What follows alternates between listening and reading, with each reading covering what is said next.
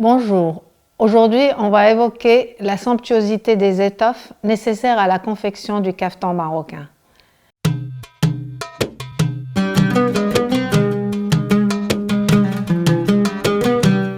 La beauté du caftan marocain réside en la qualité des étoffes utilisées, à tel point que la coupe doit s'adapter au motif afin de respecter l'harmonie du matériau.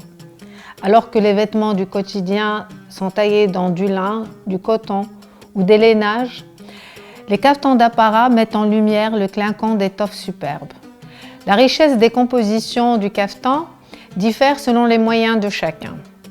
Historiquement, des modèles de caftans ayant appartenu aux anciens sultans marocains témoignent de la somptuosité des matières qui obéissent à des règles de fabrication rigoureuses et d'un haut degré de technicité.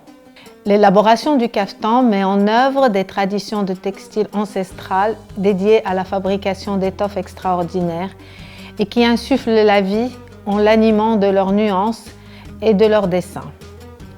Le tissage est une tradition marocaine séculaire, en particulier le métier à la tire, qui est une technique spécifique des tisserands marocains. Le métier à tisser est l'élément clé du travail des ma'almines, les maîtres artisans. Sur les métiers à la tire, les artisans confectionnaient aussi bien des tissus brochés pour les caftans que pour d'autres usages comme les tentures, couvertures, étendards et ceintures. Le tissage est un des éléments clés pour la confection du caftan. Les motifs permettent de structurer la coupe du caftan et sa finition. Cette tradition remonte à plusieurs siècles au Maroc. De nombreux voyageurs européens et diplomates décrivent le caftan, des caftans fabriqués par les tisserands marocains. Un important témoignage nous vient d'un médecin anglais, Lamprière, au XVIIIe siècle. Il a pu décrire en détail dans ses écrits le caftan porté par les femmes au Maroc à cette époque.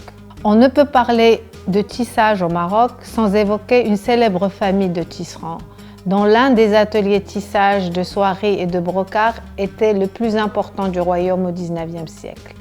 Les Ben Cherif, tisserands de père en fils sur plusieurs générations, ils ont présenté leurs brocarts à l'exposition universelle de Paris de 1867, puis à la grande exposition des arts décoratifs toujours à Paris en 1927. L'appellation Ben Cherif est d'usage actuellement pour désigner les tissus de brocart. Actuellement aussi, un des apprentis de la famille Ben Cherif perpétue la tradition au cœur de la médina de Fès. Il est considéré comme l'un des rares tisserands à fabriquer le brocart selon la technique ancienne dans le monde, le Haj Cherif El Ouazzani.